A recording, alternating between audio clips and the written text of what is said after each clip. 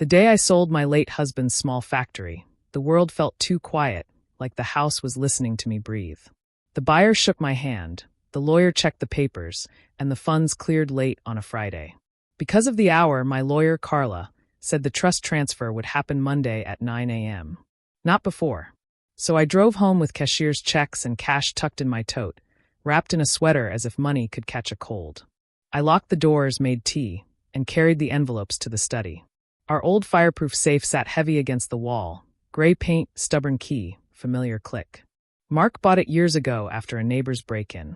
I opened it, placed the envelopes on the top shelf, and listened for the latch to catch. It did. I am a bookkeeper by trade.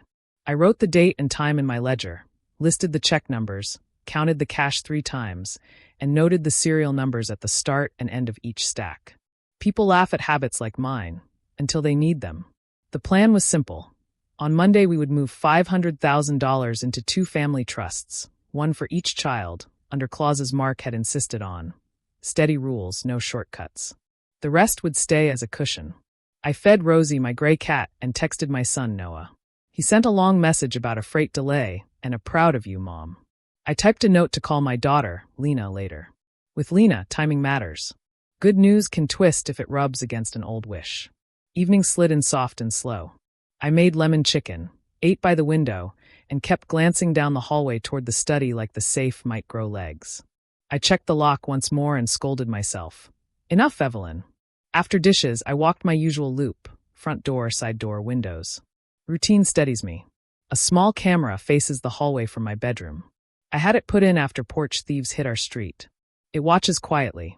I sleep better when it blinks. At 9, Lena called. Her voice was bright. Mom, we should celebrate the sale. Ryan and I can bring dessert tomorrow. Come early, I said. I've got an appointment with Carla Monday morning. Trusts. Trusts, she echoed, as if tasting the word. You'll be proud of us. Ryan's new plan is going to work. Ryan always has a plan. Some sell shoes. Some sell dreams. He is not cruel, just quick. He loves Lena loud, and that matters, though it does not pay bills. I set the phone down and stared at the blue ceramic dish on my nightstand where I keep the safe keys, my glasses, and a tube of hand cream. I thought about hiding the keys. I didn't. The doors were locked. The camera watched. I have lived here a long time with my small rules, and they have kept me safe. Saturday was ordinary in the best way: coffee, laundry, a list. I dusted the study, ran a dry cloth over the safe, and did not open it. Noah called from work to offer help with garden soil on Sunday. I told him I was fine. At the market, I bought berries and cream to balance whatever chocolate Lena would bring. In the cereal aisle, an old couple held hands while they searched for oats. Grief moved through me like a soft ache. Kindness between strangers does that. By 4:30, Lena and Ryan arrived with a glossy cake box and the smell of expensive perfume. She wore white jeans and a silk shirt the color of apricots. She kissed my cheek, drifted through the rooms, and filmed small, tidy videos for her stories. Flowers, a neat bookshelf, Mark's photo in his fishing hat. She did not film the study. Safes and ledgers don't fit her feed. We ate cake. Ryan told a story about a pop-up shop and a minor celebrity. I poured iced tea. Lena asked about investing a little in their new idea. I said what I always say. Bring me a plan and 6 months of pay stubs. Her mouth smiled, her eyes tightened. She wants the life in her head to hurry up and begin. I know that hunger. Youth turns it into a drum. I excused myself to wash my face. In my room, the blue dish sat under the lamp.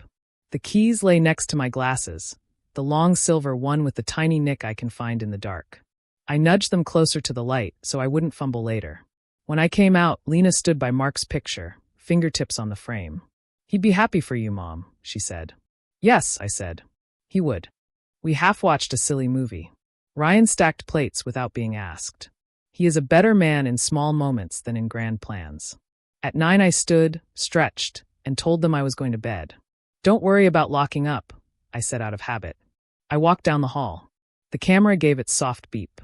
In my room, I checked the keys again, turned out the light, and slid under the quilt. The house settled. Rosie found the warm place behind my knees. A car hummed by and faded. Somewhere a heater clicked. I thanked God for a clean closing, for honest buyers, for a son who watches without fuss, for a daughter whose light is sometimes too bright but still hers. I told myself the safe was heavy, the lock was sure, the keys were where they belonged. I slept. Sometime near midnight, I woke for water. The moon laid a pale square across the nightstand. The keys glowed dull silver.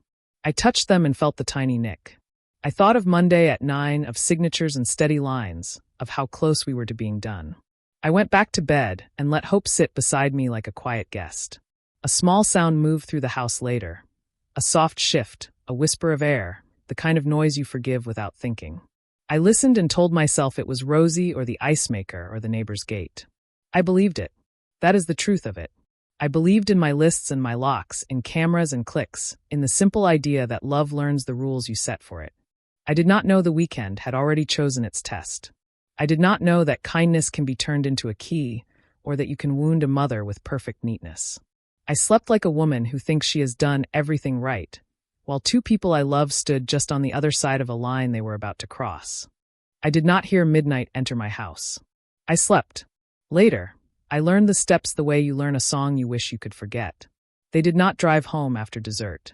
They circled the block with the radio low. Ryan talked fast. "It's our money on Monday anyway," he said. "We'll use it now, flip it, and put it back. Timing. That's all." Lena stared out the window. "She trusts us," she whispered. "She trusts me."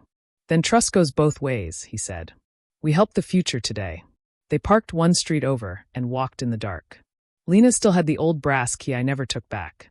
They slipped through the side gate. No lights. Shoes in their hands. The little hallway camera woke on its own, a quiet red eye. Lena stood in my bedroom doorway and looked at the blue dish on my nightstand. Keys, glasses, hand cream, my small order. She moved like a careful thief in her own mother's home. 2 steps. A breath. Her hand took the safe keys. In the same motion, she nudged my glasses exactly back into place. It is strange how neatness can hurt. Ryan waited by the study door with his head down. "The safe key is stiff. You must turn it steady." The video later showed Lena's mouth tight and her shoulders shaking. She put on yellow dish gloves from under my sink so she would not leave prints. She lifted the banded stacks and the envelopes, then more stacks. She did not take my ledger. She did not see the numbers I wrote with a calm hand. They put the cash into a canvas tote with a zipper. When Ryan picked it up, his posture changed at once. Money is heavy even before you count it. At 12:18 a.m., the camera caught them crossing the hall with the tote. The lens made no sound. They left by the side door, went into the dark, and were gone. They did not sleep. They paid cash for a cheap airport hotel room. The night clerk counted the bills twice. He did not know those numbers were inked in a notebook in my study. At dawn, they flew out on points and a card. The money sat in Lena's carry-on under her feet. "We'll put it back," she told herself, like a small prayer with a hole in it. I woke at 6 to the kind sounds of my house. The heater, the fridge, Rosie's purr. I made coffee, laid out my navy dress for church, and opened the study to get an envelope for a small donation I had promised to the food shelf. I turned the key. The safe door swung wide. The top shelf looked wrong. Too much gray. Not enough paper. For a long breath, I could not feel my hands. Then the bookkeeper in me came forward. I took photos, wide then close. The shelf, the empty outline where the stacks had rested. The ledger page with the serial number ranges. I checked the hinges for damage. None. I touched nothing else. I walked to my bedroom on legs that did not feel like mine and looked at the blue dish. The keys were there, angled just so. Just so. I did not scream. I sat on the bed and said out loud, "Do the next right thing." Then I did 3 things. First, I documented. I photographed the nightstand, the hallway, the safe, the ledger, the clock. I printed the photos on my old home printer and slid them into a folder. I wrote the time beside each one in pencil. Second, I called my lawyer, Carla. My voice sounded like someone else. "It's gone," I said. "Is anyone hurt?" she asked. "No. Do you know who?" "I think so," I said, and told her about the keys looking too neat. She got quiet in the smart way. "We file a theft report today," she said. "We will also alert a couple of luxury retailers our investigator knows. They log big cash and sometimes check serials when asked. Don't post. Don't confront. Be still and gather. What about the trusts? Your appointment stands.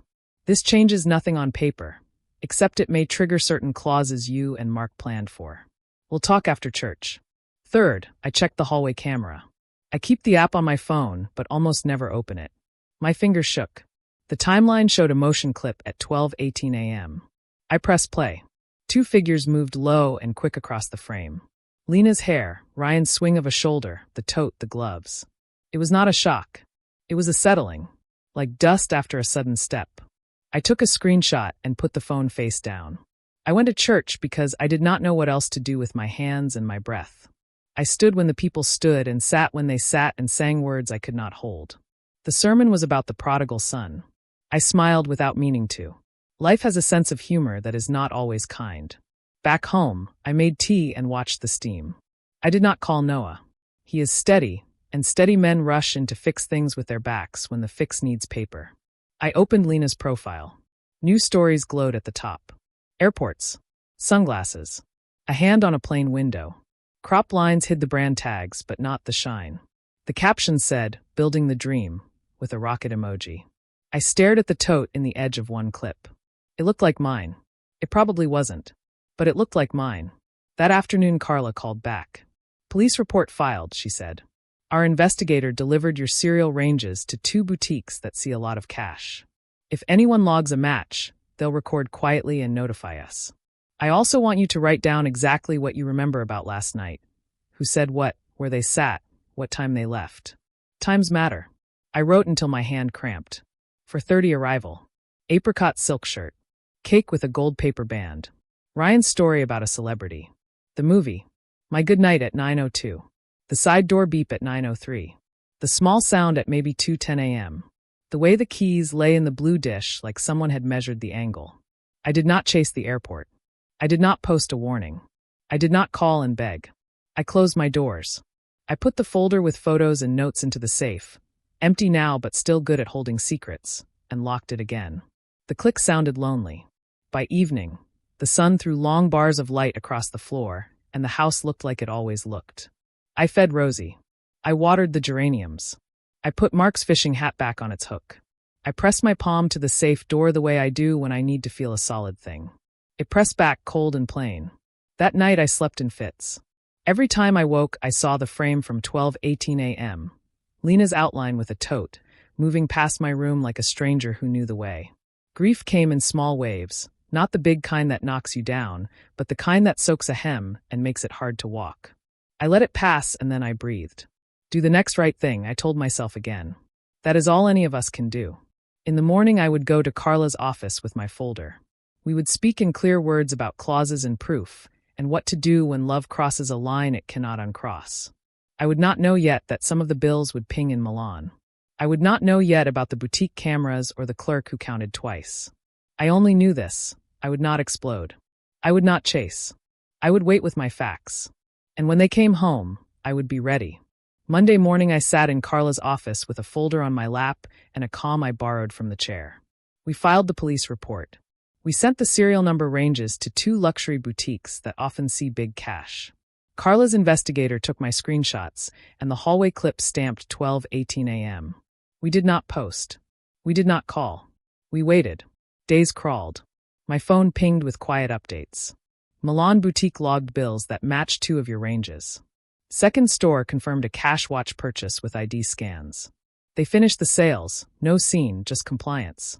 The point was not to shout. The point was to trace. I watered plants. I paid the light bill.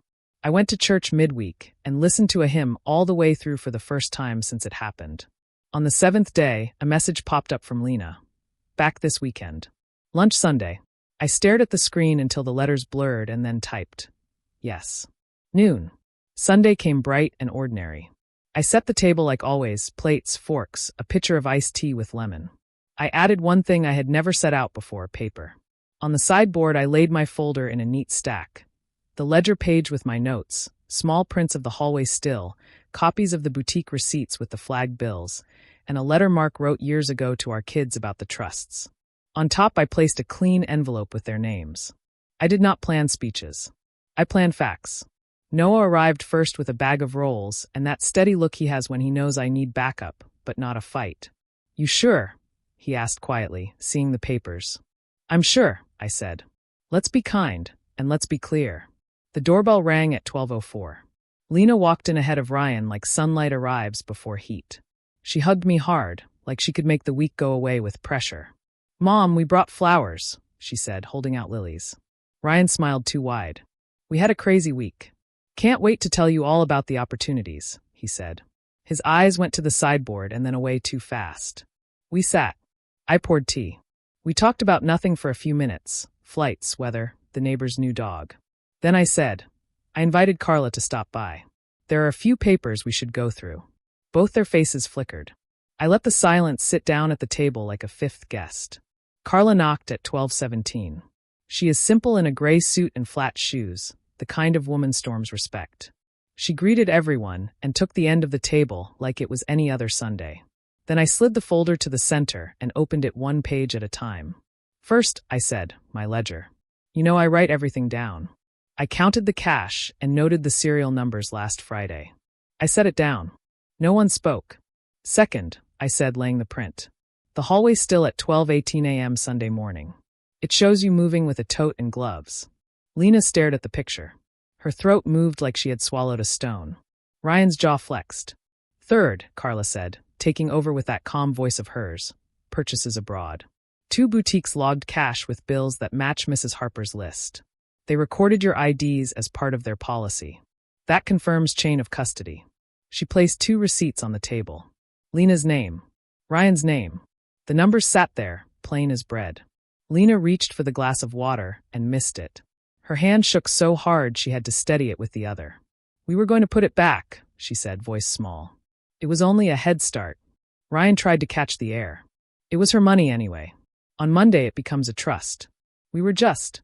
I raised my hand. Stop. Listen to me now. My voice surprised even me. It was soft, but it filled the room.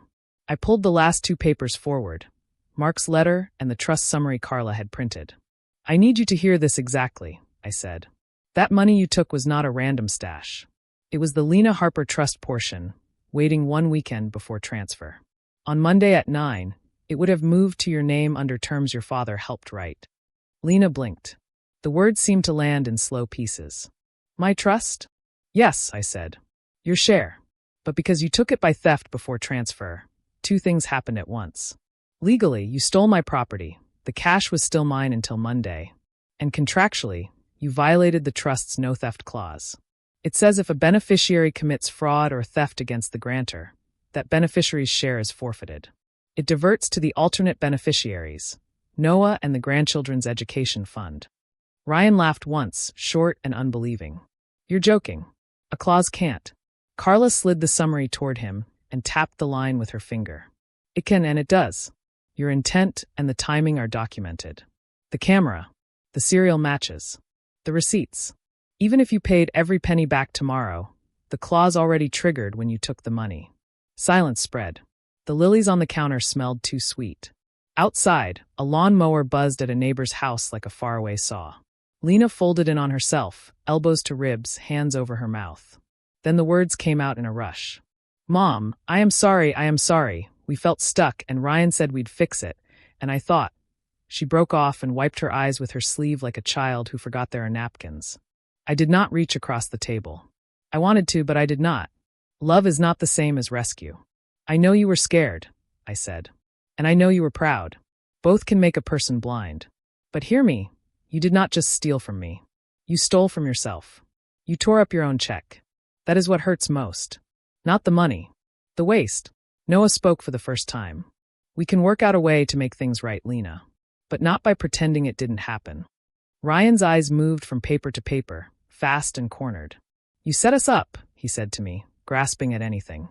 You left it there on purpose. I left it there because banks close on Fridays, I said. And because I thought trust was a safe place to set something down. Carla closed the folder with a gentle hand. Here's what happens next, she said. The police report stands. The stores will return what they can under their policies. We will discuss a civil plan for the rest. If you cooperate, we can keep this inside paperwork and out of prison. But there are lines we cannot uncross. Lena nodded without raising her head. Ryan sat very still, like a man measuring the height of a wall he must climb. I stood and gathered the glasses. My hands did not shake. Lunch can wait, I said. Take a moment in the living room. When you are ready, come back to the table. We will talk about how you fix what you can. I paused at the doorway and looked at my daughter, at the silk shirt now wrinkled at the collar, at the way she held herself like a thing cracked and firing. "One more thing," I said. "I still love you. That is the part no clause can change." They went to the sofa. I rinsed the lemons from the cutting board and listened to the water. In the next room, low voices rose and fell. The house held all of it, the facts, the hurt, the chance. We would eat when we could. We would sign what we must. And tomorrow, Chapter 4 would arrive whether anyone liked it or not. They came back to the table with eyes that looked older. Lena sat with both hands flat, like she was ready to hold weight. Ryan looked at the window, the door, anywhere but the papers. I brought out bread and soup. None of us ate much. Carla spoke first.